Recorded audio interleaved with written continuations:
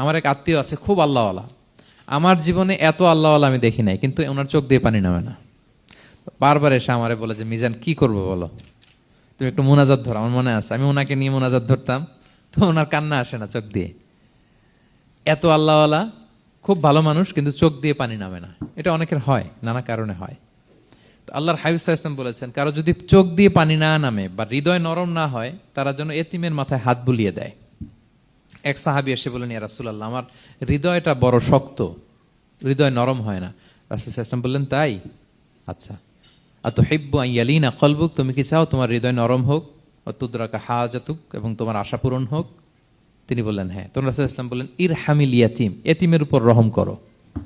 ওয়ামসা আলা রাসি, এতিমের মাথায় হাত বুলিয়ে দাও। ওয়া আতইমহু মিন তুআমিক, তোমার খাবার এতিমকে খাওয়াও। তালিনু কলবুক, তোমার অন্তর নরম হবে। তুদরাকা হাজাতুক, তোমার ইচ্ছা পূরণ হবে।